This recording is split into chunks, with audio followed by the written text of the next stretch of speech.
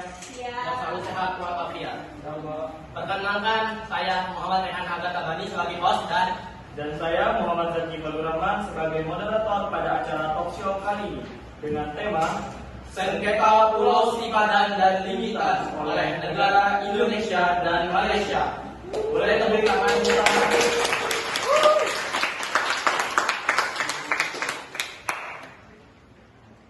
Sebelum memulai talk show pada hari ini, kali ini saya Zaki sebagai moderator akan memaparkan beberapa aturan pada debat kali ini. Yang pertama, menyatakan argumen yang sopan dan santun. Yang kedua, menyatakan argumen yang logis dan dapat dipikirkan dengan akal sehat. Yang ketiga, menggunakan sanggahan yang baik dan sopan. Yang keempat, tidak memotong pembicaraan saat kelompok lain sedang berbicara. Yang kelima, tidak memberikan pertanyaan negatif atau pertanyaan yang diajukan sebaiknya dilakukan dengan profesional dan tidak menghina, melecehkan atau merendahkan kelompok lain. Selain itu, pertanyaan juga tidak boleh menyerang pribadi lawan, melainkan hanya berfokus pada permasalahan yang didebatkan.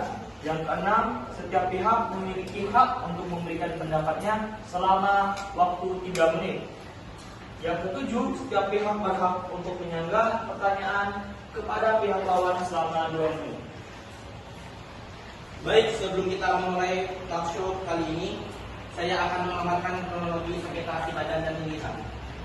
Persengketaan antara Indonesia dan Malaysia mencuat pada tahun 1967 dalam pertemuan teknis hukum laut antara kedua negara tersebut. Baik Indonesia maupun Malaysia sama-sama memasukkan Pulau Sipadan dan Pulau Lingitan ke dalam batas wilayah masing-masing. Kedua negara lalu sepakat Pulau Sipadan dan Lingitan dinyatakan dalam keadaan status quo. Namun pernyataan pengertian ini berbeda.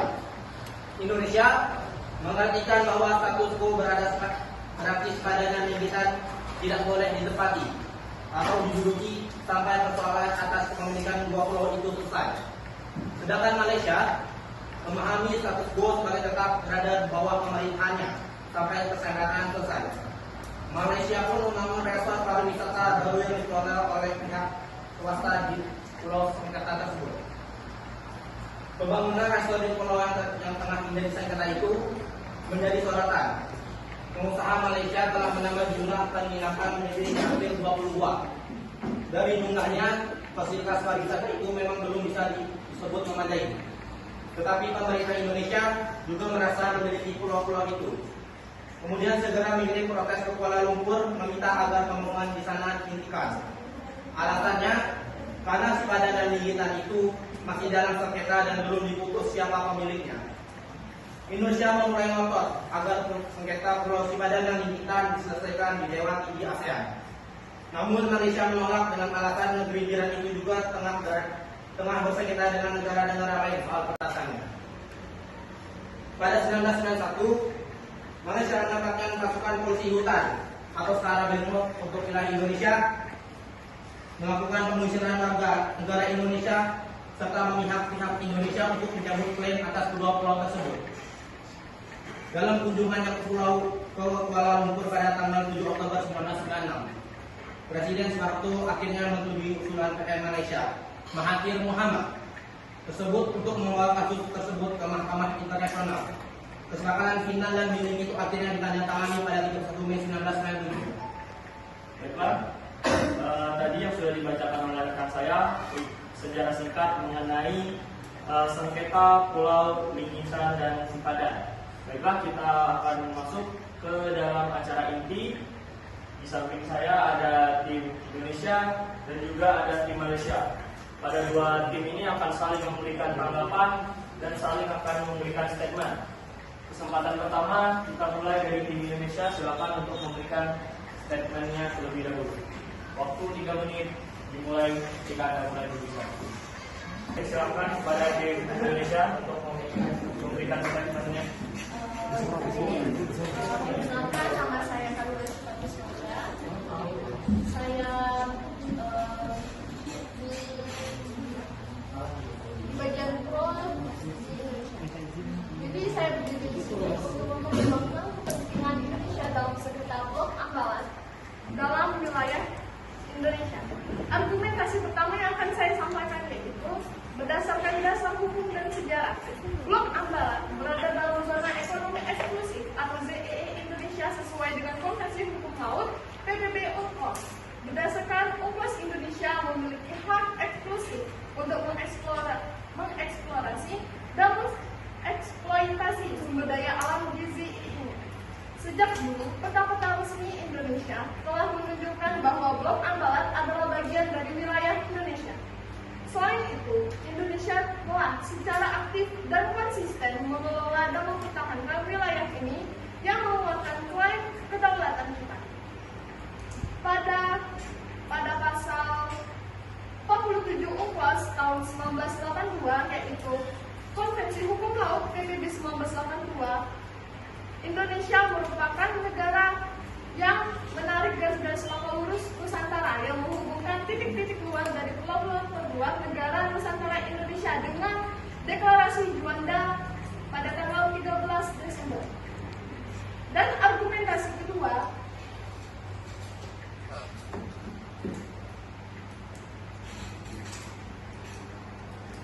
aktivitas ekonomi dan pengelolaan. Indonesia telah melakukan berbagai aktivitas ekonomi di Blok Pasal 27 Konvensi Hukum Laut PBB 1982 hanya mengakui hak negara Nusantara Archipelagic State untuk menarik garis-garis pangkal lurus Nusantara, dan Indonesia merupakan negara kepulauan yang berarti ia bisa menarik garis-garis pangkal untuk menarik Blok Ambalat ke dalam wilayahnya, sedangkan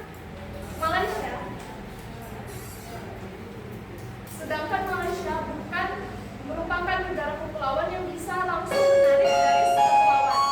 Sekarang jam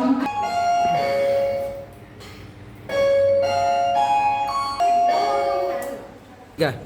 Proses diplomatik dan perundingan, Indonesia telah berusaha menyelesaikan sengketa ini melalui jalur diplomatik dan perundingan. Meski ada klaim dari pihak Malaysia, Indonesia tetap konsisten mempertahankan haknya berdasarkan bukti-bukti hukum dan sejarah yang kuat. 30 detik lagi.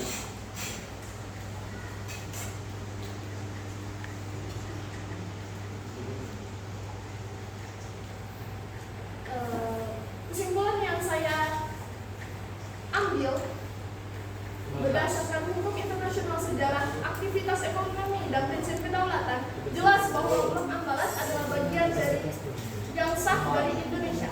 Baiklah, terima kasih. Tegas-tegas gitu. Baiklah, saya rasa cukup dari tim Indonesia telah menyampaikan statement yang diberikan untuk sebagai tim pro.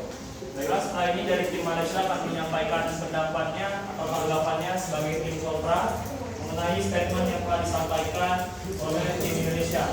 Mungkin salah satu perwakilan dari tim Malaysia, waktunya 3 menit, waktunya 2 menit untuk menyampaikan pendapat tanggapan dari tim Indonesia. Dimulai ketika Anda berbicara.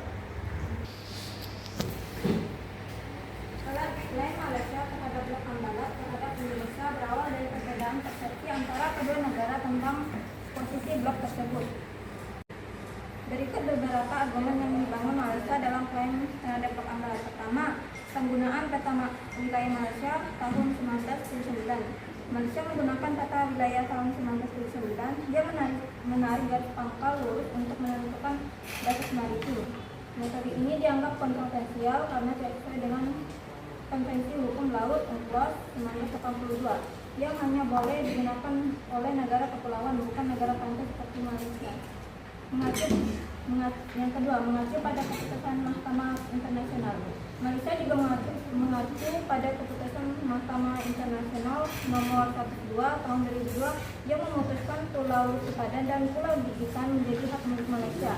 Yang ketiga, dasar kepemilikan Pulau Sipadan dan Gigitan. Malaysia menggunakan dasar kepemilikan Pulau Sipadan dan Gigitan sebagai landasan hukum untuk mengklaim Blok Ambalat. Mereka berargumen bahwa setiap pulau berhak memiliki wilayah laut, zona ekonomi eksklusif, dan landasan kontinennya sendiri. Baiklah, Anda masih mempunyai banyak waktu. Apakah ada yang ingin ditambahkan? Baik.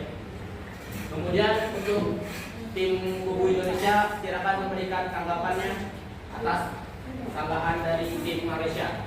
Waktu dimulai 2 menit sejak Anda mulai berbicara. Baiklah, saya akan menjawab statement dari tim Malaysia. Jadi, peta-peta di Malaysia tidak bisa dijadikan satu-satunya dasar klaim, karena klaim harus didasarkan pada ketentuan hukum internasional, khususnya UNCLOS. Berdasarkan UNCLOS, Blok Ambalat berada dalam zona ekonomi eksekutif atau ZEE Indonesia. Peta-peta Malaysia seringkali dibuat sepihak tanpa konsultasi dan kesepakatan dengan negara-negara tetangga, termasuk Indonesia. Oleh karena itu, klaim tersebut tidak dapat diakui secara sah. Anda masih mempunyai waktu, apakah ingin ditambahkan? Apakah cukup? Oke. Beri tepuk tangan kepada Baiklah, tim Indonesia telah memberikan sanggahan atau tanggapan dari sanggahan dari tim Malaysia. Saatnya tim Malaysia untuk memberikan argumen atau data-data yang telah disiapkan kepada tim pro, tim kontra yaitu Indonesia. Waktu dimulai 3 menit sejak Anda mulai berbicara. Klaim Malaysia menurut ketentuan UNCLOS 1982, klaim Malaysia atas kepemilikan Blok Ambalat berdasarkan peta 1979 dan berdasarkan kedaulatan atas simpadan dan digital yang diberikan kepada Malaysia. Dalam peta 1979 Malaysia tersebut diumumkan lebar laut historialnya 12 mil laut yang diukur dengan 4 garis dasar yang menarik garis pangkal lurus menurut hukum laut Hindu 1958. Dengan tindakan tersebut Malaysia merugikan negara di sekitarnya karena garis pangkal dan titik pangkal untuk menentukan batas wilayahnya hanya diketahui oleh Malaysia sendiri. Dalam pergaulan internasional, suatu negara harus memberitahukan titik-titik pangkal dan garis laut teritorialnya agar negara-negara lain dapat mengetahuinya. Baiklah, Anda masih mempunyai waktu. Apakah ada yang ingin ditambahkan? Apakah sudah cukup? Sudah. Baiklah, beri tepuk tangan yang meriah untuk saudara Anda.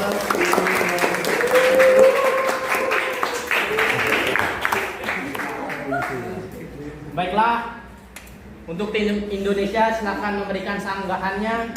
Waktu dimulai 2 menit sejak Anda mulai berbicara.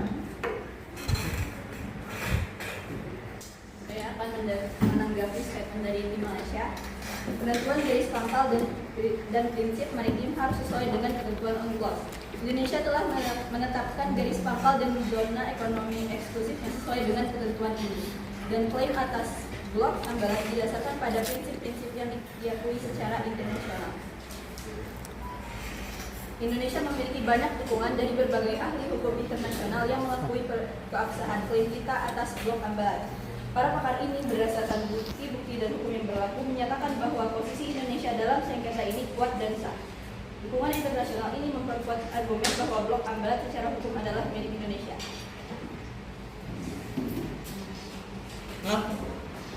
Baiklah, Anda masih mempunyai waktu. Apakah cukup? Baiklah, beri tepuk tangan untuk tanggapan sanggahan dari tim Indonesia.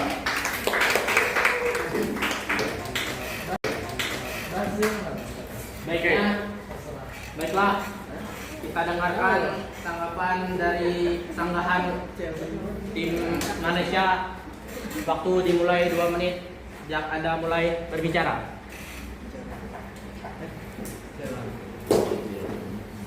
Baiklah, saya akan menanggapi pendapat tim Indonesia. Sebagai negara pantai biasa oleh pengaturan dalam United Nations Convention on the Law of the Sea 1982 dinyatakan bahwa Malaysia hanya diperbolehkan menarik garis pangkal biasa atau garis pangkal luas. Karena alasan ini, seharusnya Malaysia tidak diperbolehkan menarik garis pangkal lautnya dari Pulau Sipadan Likitan karena Malaysia bukan merupakan negara pantai. Namun, di lain pihak, Malaysia menggunakan pasal 121 UNCLOS yang menyatakan bahwa setiap pulau berhak mendapatkan laut teritorialnya, zona ekonomi eksklusif, dan landas kontinennya sendiri-sendiri.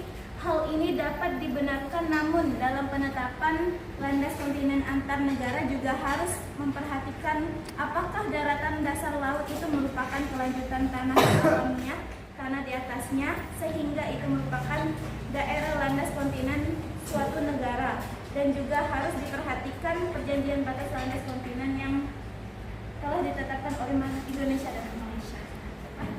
Bang, waktu Anda masih banyak, apakah ada yang tambahan? Oke, beri tepuk tangan yang meriah kepada kedua belah. Kita sudah saling mendengarkan.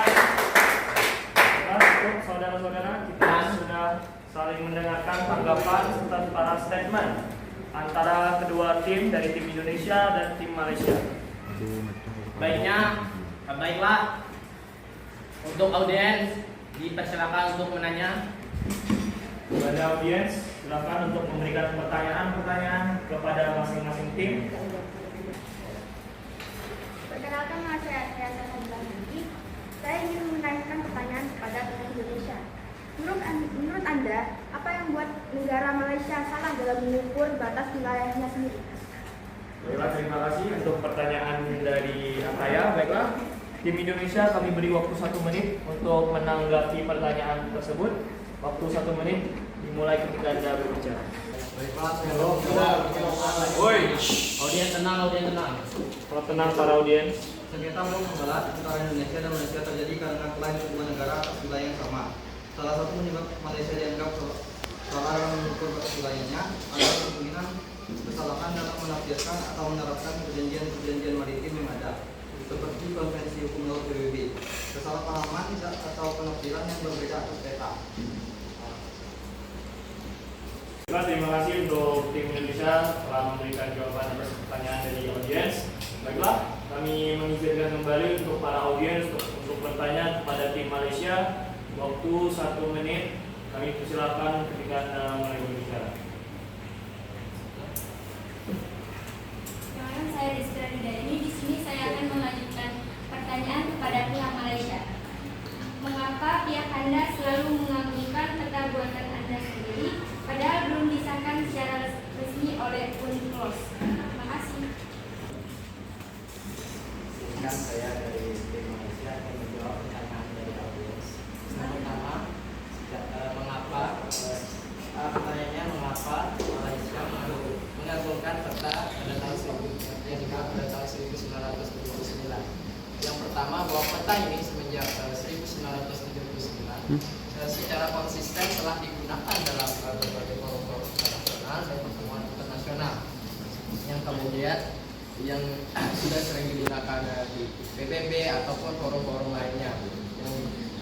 Alasan kedua, menurut prinsip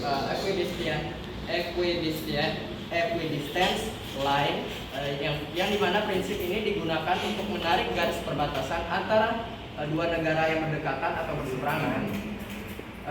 Peta 1979 sesuai dengan prinsip tersebut dengan garis-garis pangkal yang menyatakan bahwa blok Ambalat termasuk dalam wilayah Malaysia. Yang kemudian alasan ketiga adalah keputusan Mahkamah Internasional pada tahun 2002 yang menyatakan bahwa Pulau Sipadan dan Ligitan menjadi milik Malaysia, yang dimana menurut pasal 121 UNCLOS 1982 bahwa setiap pulau memiliki wilayah teritorial sendiri, yang dimana dapat kita ketahui bahwa Pulau Sipadan dan Ligitan memiliki wilayah teritorial di blok Ambalat, sehingga Malaysia memiliki argumen yang lebih kuat dan bisa mengagungkan bahwa peta pada tahun yang dibuat pada tahun 1979 merupakan peta yang benar. Kemudian secara de facto Malaysia sudah sering memberikan konsensi pada perusahaan-perusahaan lain seperti Petronas untuk